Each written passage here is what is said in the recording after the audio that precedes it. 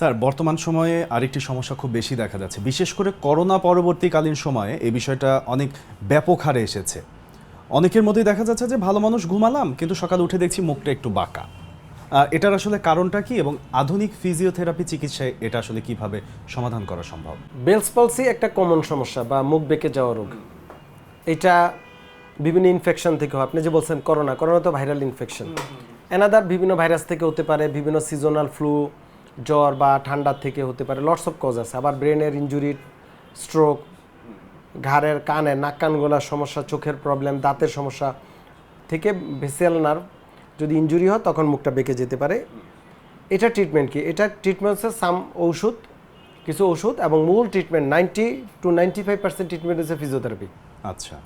এবং ফিজিওথেরাপি তো এটা একটা ডিভাইস না, বা এটা এরকম না যে কোনো একটা প্রোডাক্ট যে আপনি কিনলো আর ফিজিওথেরাপি দিয়ে দিল, ব্যাপারটা তা না। এই ক্ষেত্রে আপনাকে অবশ্যই একজন ফিজিওথেরাপি চিকিৎসকের সরাসরি তত্ত্বাবধানে থাকতে হবে, চিকিৎসাটা নিতে হবে, এবং উনি বুঝবে যে কোন রোগীর ক্ষেত্রে কোনটা করতে হবে। ধরেন বেলস পলসি একটা 19 বছর রোগীর যেই চিকিৎসা, একজন 80 বছর রোগীর সেই চিকিৎসা না।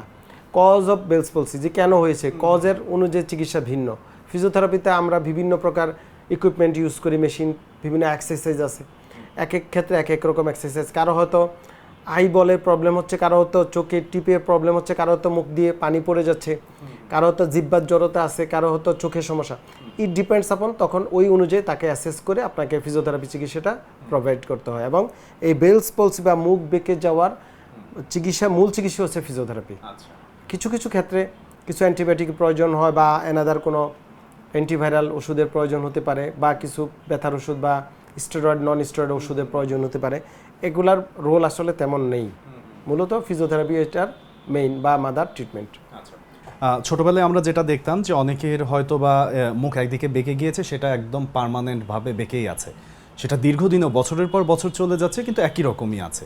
কিন্তু বর্তমান সময়ে আমরা যেটা লক্ষ্য করছি যে চিকিৎসার মাধ্যমে এই জিনিসটা অনেকখানি স্বাভাবিক করে ফেলা সম্ভব, বা পুরোপুরি স্বাভাবিক করে ফেলা সম্ভব।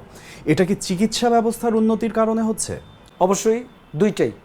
এক হচ্ছে জনসচেতনতা, এই যে আমরা কথা বলছি মিডিয়াতে, আপনাদের টিভিতে, পত্রপত্রিকায় লিখতেছি। মানুষ তো ছোটকালে জানতো না, মানে চিকিৎসা ব্যবস্থা তো আগে এত প্রতুলতা ছিল না, আর থাকলেও চিকিৎসা ব্যবস্থাটা মানুষ জানতো না। মানুষ কি বলতো, মুখ বেঁকে গেছে যে ওরে মনে অভিশাপ দিছে কেউ, বা বাতাস লাগছে, বা সোকল একটা বইলা ওরা চিকিৎসার দরকার না, ওরা ভূতে ধরছে বা জিনফু ভূতে ধরছে, তো ওরা বাসা ফেলে রাখতো, চিকিৎসা আর হতো না। তো এটা একটা, এখন সবাই জানে যে না, এটা ট্রিটমেন্ট আছে।